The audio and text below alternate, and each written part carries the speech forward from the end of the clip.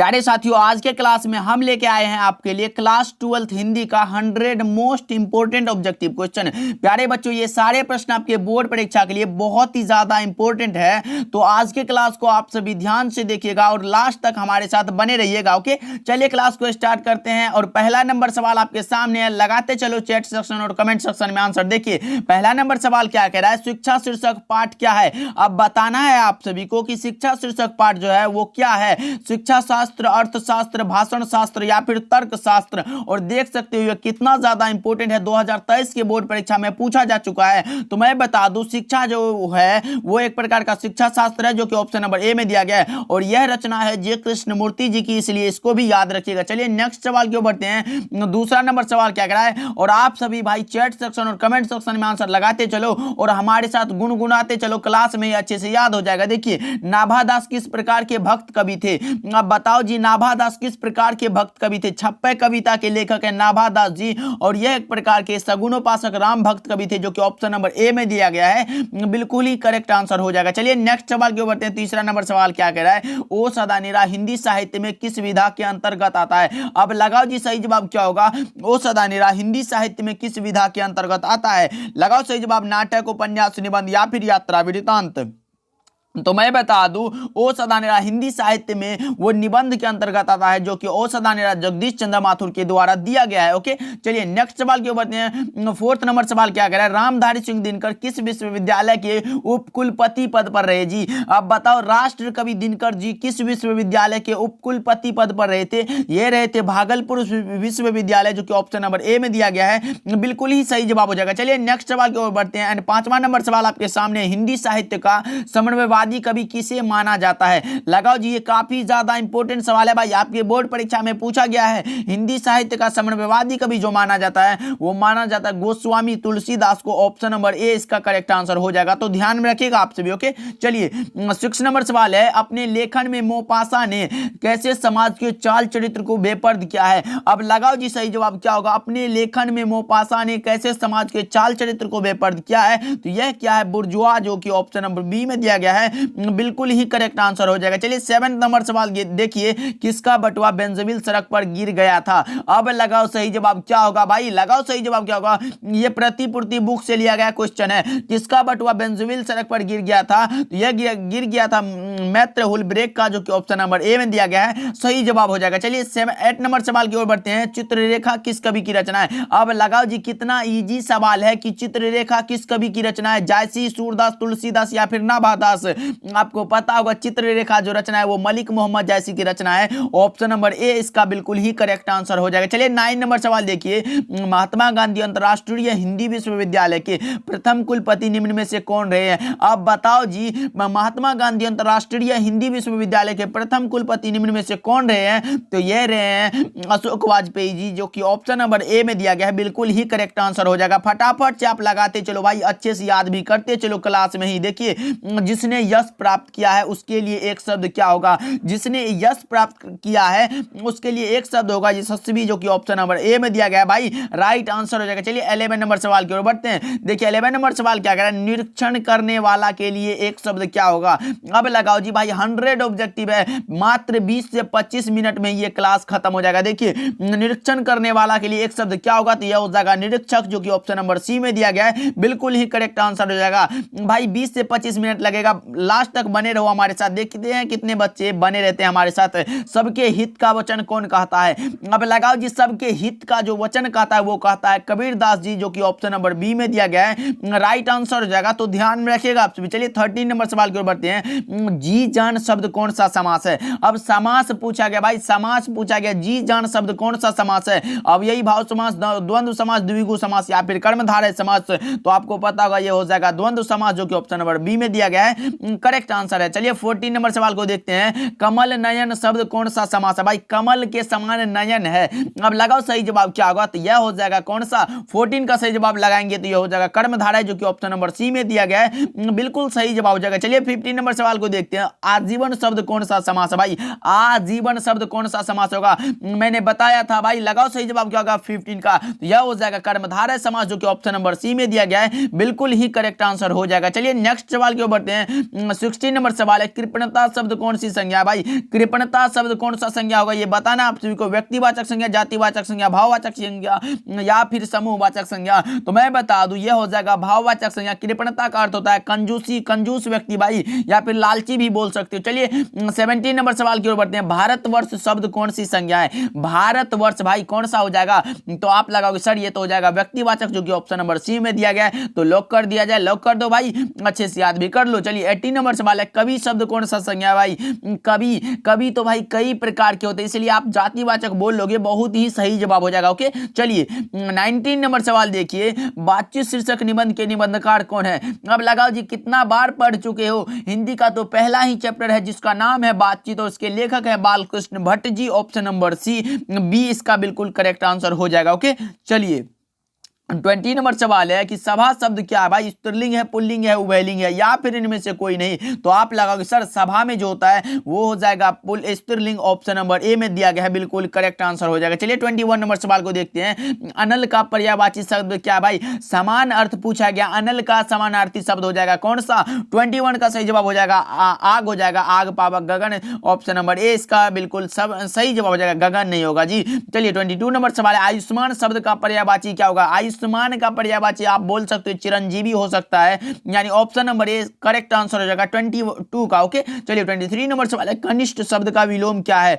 अब बताओ जी, कनिष्ठ का विलोम यानी उल्टा शब्द पूछा गया है, तो ये ज्येष्ठ हो जाएगा। Option number A correct answer हो जाएगा 23 का। चलिए 24 नंबर सवाल को देखते हैं। स्वदेश का विलोम क्या है भाई? स्वदेश का विलोम पूछा गया आपसे विषय, तो लगाओ सही जवाब क्या होगा? स्वदेश का विलोम। तो मैं बता दूं स्वदेश का जो विलोम हो जाएगा वो हो जाएगा विदेश, यानी option number D correct answer हो जाएगा। चलिए 25 नंबर सवाल है, अधिकतम शब्द क्या है? अधिकतम शब्द का विलोम पूछा गया। अधिकतम भाई, अधिक का विलोम क्या होगा? न्यूनतम। Option number A correct answer हो जाएगा। ओके फटाफट से भाई लगाते चलो, स्पीड क्लास हो रही है भाई।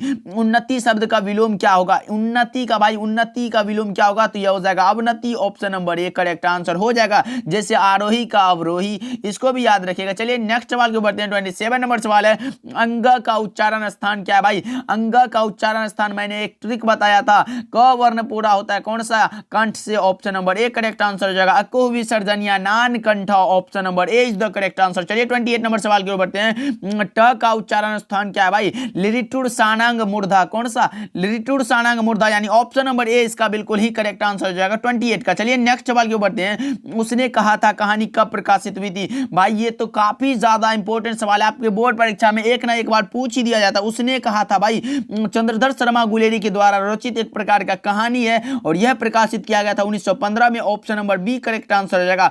चंद्रधर शर्मा गुलेरी ने मुख्यतः 3 कहानियां लिखी थी। उसने कहा था सुखमय जीवन और बुद्धू का कांटा, उसने कहा था 1915 में प्रकाशित हुआ था, और सुखमय जीवन बुद्धू का कांटा जो है वो 1911 में प्रकाशित हुआ था, इसलिए इसको भी याद रखिएगा, कहीं आपके बोर्ड परीक्षा में आपकी बार ये नाम पूछ दे। ओके चलिए 30 नंबर सवाल को देखते हैं। ब का उच्चारण स्थान क्या है भाई? लगाओ 30 का सही जवाब क्या होगा? ब का उच्चारण स्थान पूछा गया आपसे से, तो यह हो जाएगा ओस्ट। Option number C correct answer हो जाएगा। चलिए 31 नंबर सवाल की ओर बढ़ते हैं। हार जीत शीर्षक कविता निम्न में से किनकी रचना है? हार जीत भाई, अब लगाओ सही जवाब क्या होगा? हार जीत जो है कविता वो निम्नलिखित में किसकी रचना है? विनोद कुमार शुक्ल, रघुवीर सहाय, गजानन माधव मुक्तिबोध, या फिर अशोक वाजपेयी? तो 31 का सही जवाब लगाओगे तो सर अशोक वाजपेयी की रचना है। Option number D correct answer हो जाएगा, तो लगा लो आपसे भी। चलिए 32 नंबर सवाल है, विनोद कुमार शुक्ल का निवास स्थान कहाँ है? विनोद कुमार शुक्ल का निवास स्थान पूछा गया, यानी उसका घर कहाँ है ये बताना आप सभी को।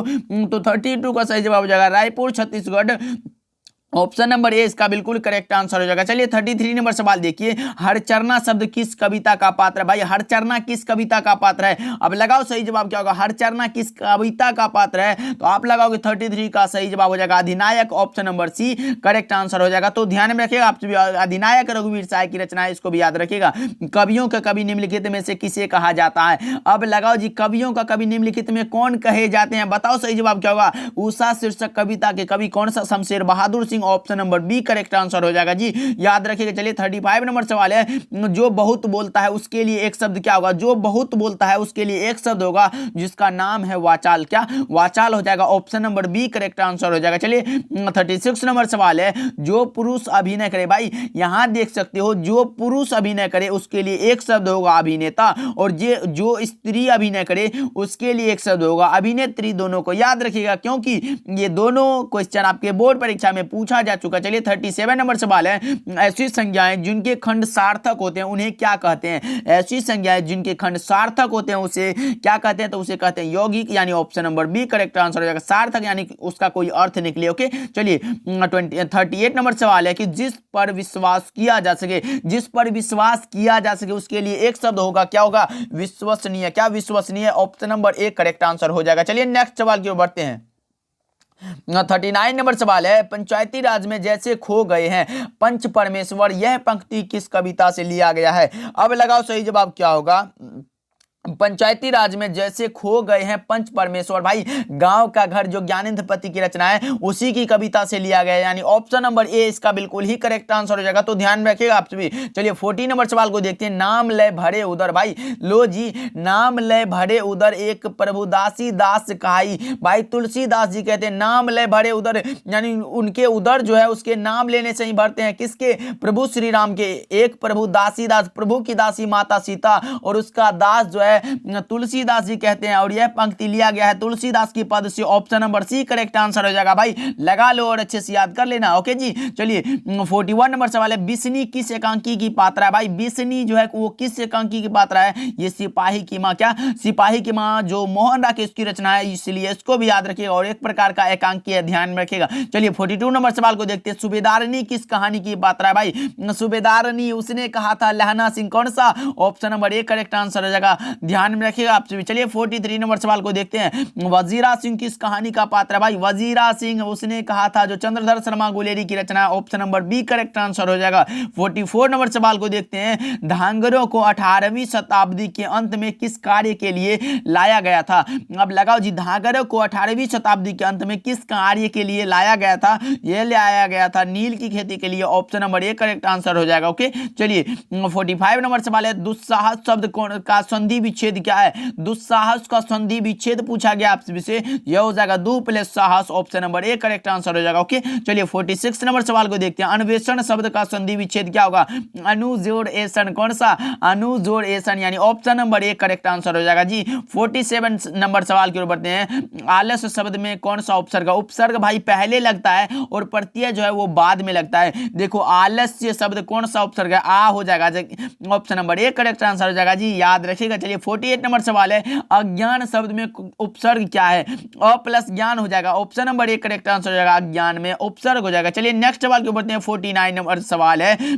परलोक शब्द उपसर्ग क्या है? परलोक, पर जोर लोक, कौन सा? Option number A correct answer हो जाएगा। ओके, चलिए 50 नंबर सवाल एंड 100 का आधा हो चुका है, भाई आधा बचा है, फटाफट से आप लगाते चलो, एनर्जी कम नहीं होना चाहिए। जुर्माना शब्द का प्रत्यय, अब लो जी प्रत्यय पूछा गया है, जुर्म प्लस आना, यानी option number C correct answer होने वाला है, तो लगा लो आप सभी। चलिए 51 नंबर सवाल है। पंकिल शब्द में कौन सा प्रत्यय है? पंकिल शब्द में प्रत्यय पूछा गया, पंख जोड़ इल, कौन सा? ऑप्शन नंबर ए सही जवाब हो जाएगा। चलिए 52 नंबर सवाल को देखते हैं। अर्धनारीश्वर शीर्षक पाठ कौन सी विधा है?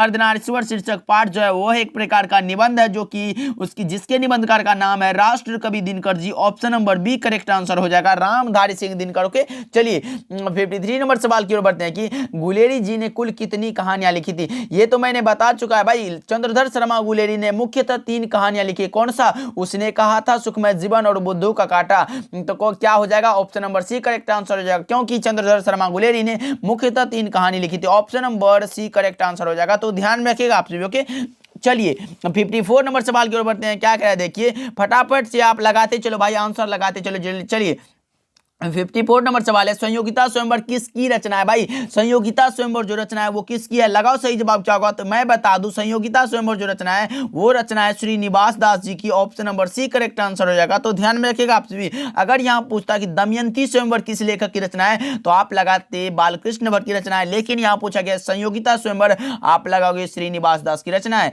55 नंबर सवाल है, त्रिच कहानी के लेखक कौन है? भाई त्रिच कहानी उदय प्रकाश, कौन सा? उदय प्रकाश की रचना। Option number C correct answer हो जाएगा 55 का। ओके चलिए 56 नंबर सवाल है, कवितावली के रचनाकार कौन है? देख सकते हो भाई कितना बार पूछा गया आपके बोर्ड परीक्षा में, 2018, 2020, 2021। अब लो जी, कहीं 2024 के बोर्ड परीक्षा में छप ना जाए। देखो कवितावली के रचनाकार कौन है, तो आप लगाओगे 56 का सही जवाब कौन सा? लगाओ जी, तो यह हो जाएगा तुलसीदास गोस्वामी, तुलसीदास की रचना है। ध्यान में रखिएगा आप सभी। चलिए 57 नंबर सवाल देखिए, बिखरे मोती क्या है? भाई बिखरे मोती सुभद्रा कुमारी चौहान के द्वारा रचित एक प्रकार का कहानी संग्रह है। Option number D correct answer हो जाएगा। चलिए 58 नंबर सवाल देखिए, चमक शब्द में कौन सा लिंग है? अब लिंग पूछा गया, स्त्रीलिंग, पुल्लिंग, उभयलिंग या फिर इनमें से कोई नहीं। 58 का सही जवाब हो जाएगा कौन सा? स्त्रीलिंग। Option number B correct answer हो जाएगा, चमक में। भाई अच्छे से याद रखिएगा। 59 नंबर सवाल, यात्रा शब्द में कौन सा लिंग है? यात्रा में लिंग पूछा गया है तो यह हो जाएगा स्त्रीलिंग। Option number A correct answer हो जाएगा। चलिए 60 नंबर सवाल की ओर बढ़ते हैं, कुहासा शब्द क्या है? कुहासा पूछा गया, भाई कौन सा लिंग है? पुल्लिंग, स्त्रीलिंग, उभयलिंग या फिर इनमें से कोई नहीं। तो 60 का सही जवाब हो जाएगा pulling. Option number A correct answer हो जाएगा। ओके अभी ठंडी का समय चल रहा है, ये कुहासा अभी तो लगता होगा। चलिए आदमी यथार्थ को जीता ही नहीं, यथार्थ को रचता भी है। अब लगाओ जी, आदमी यथार्थ को जीता ही नहीं, यथार्थ को रचता भी है। यह किस कथन से लेख है? बताओ जी, सही जवाब हो जाएगा यह कथन किस लेखक का, ये बताना आप सभी को। तो मैं बता दूं, हंसते हुए मेरा अकेलापन से ये क्वेश्चन ये लिया गया है और जिसके लेखक का नाम है Malayaj ji. Option number A correct answer हो जाएगा। ओके चलिए 62 नंबर सवाल है, ओम प्रकाश और सुखदेव सिंह त्यागी किस शीर्षक पाठ के पात्र हैं? ओम प्रकाश भाई कौन सा? जूठन लगा लोगे। Option number A correct answer हो जाएगा, ओम प्रकाश वाल्मीकि इसके लेखक है। ओके चलिए 63 नंबर सवाल है, गंडक नदी की चर्चा किस शीर्षक पाठ में है? गंडक नदी की चर्चा जो है वो ओ सदानेरा, कौन सा? ओ सदानेरा, जो कि जगदीश चंद्र माथुर के द्वारा रचित है। Option number A correct answer हो जाएगा। चलिए 64 नंबर सवाल है, मुक्तिबोध का पूरा नाम क्या है? मुक्तिबोध का पूरा नाम पूछा गया आप सभी से, तो आप लगाओगे सर गजानन माधव मुक्तिबोध, यानी option number C correct answer हो जाएगा। ओके चलिए 65 नंबर सवाल है, जय कृष्ण मूर्ति के पिता का क्या नाम था? जय कृष्ण मूर्ति के पिताजी का नाम पूछा गया आप सभी से, लगाओ सही जवाब क्या होगा? यह हो जाएगा Narayana Jiddu. Option number A correct answer हो जाएगा। और इसकी माता जी का नाम था संजीव अम्मा, इसको भी याद रखिएगा। ओके चलिए 66 नंबर सवाल है, उदय प्रकाश की माता जी का क्या नाम था? उदय प्रकाश की माता जी का नाम था गंगा देवी, क्या? और इनके पिताजी का नाम था Prem Kumar Singh. Option number A correct answer हो जाएगा 66 का। 67 नंबर सवाल की ओर बढ़ते हैं, मोहन राकेश का जन्म स्थान कहां है? मोहन राकेश का जन्म स्थान पूछा गया आपसे से, तो लगाओ सही जवाब क्या होगा 67 का। तो मैं बता दूं यह हो जाएगा Amritsar Punjab. Option number C correct answer हो जाएगा। ओके चलिए 68 नंबर सवाल है, सुभद्रा कुमारी चौहान का जन्म स्थान कहां है? सुभद्रा कुमारी चौहान पुत्र वियोग कविता की कवित्री सुभद्रा कुमारी चौहान का जन्म स्थान है Allahabad Uttar Pradesh. Option number A correct answer हो जाएगा। ओके चलिए 69 नंबर सवाल की ओर बढ़ते हैं, ज्ञानेंद्रपति की कविता निम्नलिखित में कौन सी है? ज्ञानेंद्रपति की कविता निम्नलिखित में कौन है भाई? तो वो हो जाएगा कौन सा? गांव का घर ज्ञानेंद्रपति की रचना है। Option number D correct answer हो जाएगा। ओके चलिए 70 नंबर सवाल की ओर बढ़ते हैं, भगत सिंह की रचना निम्नलिखित में कौन है? भाई भगत सिंह की रचना निम्नलिखित में कौन सी है? तो आपको पता होगा, एक लेख और एक पत्र जो रचना है वो भगत सिंह की रचना है। संपूर्ण क्रांति के लेखक है लोकनायक जयप्रकाश नारायण। ओ सदानेरा जगदीश चंद्र माथुर की रचना, और उसने कहा था चंद्रधर शर्मा गुलेरी की रचना है। ओके चलिए 71 नंबर सवाल है, ओम प्रकाश वाल्मीकि के द्वारा रचित पाठ कौन सा है? ओम प्रकाश वाल्मीकि के द्वारा रचित पाठ का नाम है जूठन। कौन सा? जूठन हो जाएगा। Option number C correct answer हो जाएगा। ओके चलिए 72 नंबर सवाल है, बालकृष्ण भट्ट की रचना निम्नलिखित में कौन सी है? बालकृष्ण भट्ट भाई बातचीत शीर्षक निबंध के निबंधकार का नाम है बालकृष्ण भट्ट, और उसकी रचना का नाम पूछा गया है उर्वशी, जो की रचना है रामधारी सिंह दिनकर की। कविता के नए प्रतिमान, जो कि नामवर सिंह की रचना है। संस्कृति के चार अध्याय, ये भी रामधारी सिंह दिनकर की रचना है। लेकिन दमयंती स्वयंवर जो की है बालकृष्ण भट्ट की रचना। Option number D correct answer हो जाएगा। ओके चलिए 73 नंबर सवाल है, करबक के रचयिता का नाम क्या है। अब लो जी, आपके काव्य खंड का क्वेश्चन आ चुका है। करबक के रचयिता का क्या नाम था, लगाओ सही जवाब क्या होगा। तो मैं बता दूं, इसके रचयिता का नाम है मलिक मोहम्मद जैसी। ऑप्शन नंबर 1 करेक्ट आंसर हो जाएगा। चलिए 74 नंबर सवाल की ओर बढ़ते हैं। सुभद्रा कुमारी चौहान की कविता निम्न में से कौन सी है। सुभद्रा कुमारी चौहान, भाई मैंने अभी बताया, पुत्र वियोग कविता की कवित्री का नाम है सुभद्रा कुमारी चौहान। चलिए 75 नंबर सवाल की ओर बढ़ते हैं। जयशंकर प्रसाद की कविता निम्न में से कौन है। जयशंकर प्रसाद की कविता भाई पूछा गया है, यह हो जाएगा तुमुल कोलाहल कलह में जयशंकर प्रसाद की रचना है। Option number C correct answer हो जाएगा। चलिए 76 नंबर सवाल है, भूषण की कविता में कौन सा रस पाया जाता है। भाई कवित्व के लेखक हैं भूषण जी, और इसकी कविता में जो पाया जाता है वो पाया जाता है वीर रस। ऑप्शन नंबर 1 करेक्ट आंसर हो जाएगा। ओके, चलिए 77 नंबर सवाल है, निम्नलिखित में से किस कहानी में गैंग्रीन का उल्लेख है। निम्नलिखित में किस कहानी में गैंग्रीन का उल्लेख है। यह है रोज कहानी में। ऑप्शन नंबर 1 करेक्ट आंसर हो जाएगा, मालती के पति महेश्वर। ओके, चलिए आंखों का तारा होना, आंखों का तारा होना मुहावरे का अर्थ क्या होगा। आंखों का तारा होना, भाई तू तो मेरे आंखों का तारा है, भाई आप सब मेरे आंखों का तारा। ऑप्शन नंबर 1 करेक्ट आंसर होगा, क्योंकि प्रिय होना इसका अर्थ होता है। ओके, चलिए 79 नंबर सवाल है, चुटकी लेना मुहावरे का अर्थ क्या है। चुटकी लेना मुहावरे का अर्थ क्या होगा, लगाओ सही जवाब क्या होगा। अकॉर्डिंग टू ऑप्शन देख सकते हो, हंसी उड़ाना, नीच समझना, संकेत करना या फिर दुख करना। ये नीच समझना ये सब तो नहीं हो जाएगा, लेकिन ये हंसी उड़ाना हो सकता है। ऑप्शन नंबर 1 करेक्ट आंसर हो जाएगा। ओके, चलिए 80 नंबर सवाल है, तीर मारना मुहावरे का अर्थ क्या है। तीर मारना, भाई तीर मारना जो मुहावरे का अर्थ होता है वो होता है बड़ा कार्य करना। ऑप्शन नंबर 1 करेक्ट आंसर हो जाएगा। 80 का तो ध्यान में रखिएगा आप सभी। ओके, चलिए नेक्स्ट सवाल के ऊपर बढ़ते हैं, क्या कह रहा है देखिए। 81 नंबर सवाल है, दिल छोटा करना मुहावरे का अर्थ क्या होगा। दिल छोटा करना मुहावरे का अर्थ हो जाएगा हतोत्साहित होना। क्या, हतोत्साहित होना, यानी option number C correct answer हो जाएगा। चलिए 82 नंबर सवाल को देखते हैं। पुष्प शब्द का विशेषण क्या होगा। विशेषण पूछा गया आपसे, विशेषण लगाओ सही जवाब क्या होगा। तो पुष्प का विशेषण हो जाएगा कौन सा, पुष्पित, यानी option number B correct answer हो जाएगा। चलिए 83 नंबर सवाल है, राष्ट्र शब्द में विशेषण क्या है। राष्ट्र का विशेषण पूछा गया आपसे विषय, तो यह हो जाएगा राष्ट्रीय। ऑप्शन नंबर 1 करेक्ट आंसर हो जाएगा। ओके, चलिए 84 नंबर सवाल को देखते हैं। संधि कितने प्रकार के होते हैं। संधि भाई स्वर संधि, व्यंजन संधि और कौन सा विसर्ग संधि। यह हो जाएगा 3 प्रकार के। ऑप्शन नंबर 1 करेक्ट आंसर हो जाएगा। चलिए 85 नंबर सवाल की ओर बढ़ते हैं। कौन आ रहा है, कौन आ रहा है किस सर्वनाम का उदाहरण है। भाई लगाओ सही जवाब क्या होगा। कौन आ रहा है किस सर्वनाम का उदाहरण है। भाई प्रश्न पूछा जा रहा है, यानी ऑप्शन नंबर 1 करेक्ट आंसर हो जाएगा। और आप सभी सुस्त पढ़ रहे हो भाई, ऐसे कैसे काम चलेगा, ऐसे कैसे आंसर लगाओ भाई, फटाफट से आंसर लगाओ। 86 नंबर सवाल है, कुछ खा लो किस सर्वनाम का उदाहरण है। कुछ खा लो ना जी, अनिश्चयवाचक। Option number B correct answer हो जाएगा, क्योंकि पता नहीं है क्या खाएगा। देखिए प्रकृति वर्णन से संबंधित कविता कौन है। प्रकृति वर्णन से संबंधित कविता उषा है, जिसके लेखक है Shamsher Bahadur Singh. Option number B correct answer हो जाएगा। चलिए 88 नंबर सवाल के बताते हैं, बीजक के रचयिता कौन है। भाई बीजक के रचयिता है कबीर दास, जो कि ऑप्शन नंबर सी में दिया गया है, करेक्ट आंसर हो जाएगा। ओके, चलिए 89 नंबर सवाल की ओर बढ़ते हैं। अर्धनारीश्वर शीर्षक पाठ में निबंध में शंकर और पार्वती का किस प्रकार का रूप वर्णित है। भाई मैंने बताया था अर्धनारीश्वर शीर्षक पाठ में, अर्धनारीश्वर शीर्षक पाठ में रामधारी सिंह दिनकर ने शंकर और पार्वती का कल्पित रूप का चित्रण किया है। Option number C correct answer हो जाएगा। Option number C correct answer हो जाएगा, तो ध्यान में रखिएगा आप सभी। ओके, चलिए लेखक को स्कूल में झाड़ू लगाते हुए किसने देख लिया था। भाई लेखक के पिताजी ने, किसने, लेखक के पिताजी ने, यानी option number C correct answer हो जाएगा, तो ध्यान में रखिएगा आप सभी। चलिए 91 नंबर सवाल है, मुन्नी डाक गाड़ी के पीछे क्यों भागती है।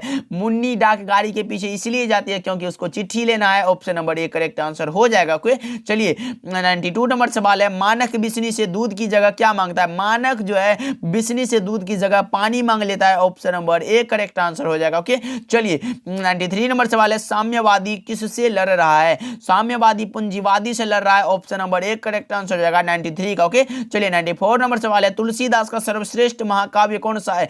रामचरितमानस। कौन सा, रामचरितमानस। ऑप्शन नंबर सी बिल्कुल ही सही जवाब हो जाएगा। चलिए 95 नंबर सवाल है, रामधारी सिंह दिनकर की रचना निम्नलिखित में कौन सी है। रामधारी सिंह दिनकर की रचना जो निम्नलिखित में है वो है कौन सा, अर्धनारीश्वर शीर्षक पाठ के लेखक है रामधारी सिंह दिनकर। अर्धनारीश्वर कल्पित रूप है शंकर और पार्वती का। ओके, चलिए 96 नंबर सवाल है, बुद्धू का कांटा किसकी रचना है? बुद्धू का कांटा मैंने बताया भाई चंद्रधर शर्मा गुलेरी की 3 ही कहानी है, सुखमय जीवन उसने कहा था और बुद्धू का कांटा। Option number B correct answer हो जाएगा। ओके, ध्यान में रखिए, इसका प्रकाशन वर्ष है 1911 ईस्वी, इसको भी याद रखिए। ओके, चलिए नेक्स्ट सवाल के ऊपर 97 नंबर सवाल है, भगत सिंह का संपूर्ण परिवार क्या था? भगत सिंह का संपूर्ण परिवार था स्वाधीनता सेनानी। Option number C correct answer हो जाएगा 97 का। 98 नंबर सवाल है, कन्या का अर्थ क्या होता है? कन्या का अर्थ होता है कौन सा? गोद। ऑप्शन नंबर डी सही जवाब हो जाएगा। 99 नंबर सवाल है, हनुमान बाहुक में कितने छंदों में है? अब बताओ जी, हनुमान बाहुक रचना कितने छंदों की है? तो यह हो जाएगा 44। Option number A correct answer हो जाएगा। और यह रचना है किसकी? तुलसीदास की। भाई तुलसीदास की, इसको भी याद रखिएगा। ओके, चलिए नेक्स्ट सवाल के ऊपर बढ़ते हैं। एंड 100 ऑब्जेक्टिव 100 नंबर सवाल क्या कह रहा है? एंड आज की क्लास का लास्ट सवाल है, प्रतिमान शब्द में प्रतिमान में कौन सा समास है? तत्पुरुष कर्मधारय अव्ययी भाव या फिर बहुव्रीहि? तो बताओ सही जवाब क्या होगा? तो मैंने बताया था कि यथा प्रति बेभर से शुरू हो तो आप लगाओगे अव्ययी भाव समास, और यहां देख सकते हो वो ट्रिक काम आ चुका है, अव्ययी भाव समास सही जवाब हो जाएगा। तो ध्यान में रखिएगा आप सभी। ओके, तो चलिए आज के क्लास में हम लोगों ने 100 ऑब्जेक्टिव को कवर किया, जो आपके बोर्ड परीक्षा में बहुत ही ज्यादा हेल्पफुल होगा। तो इसको अच्छे से याद कर लीजिएगा। मिलते हैं अगले इंपॉर्टेंट क्लास के साथ।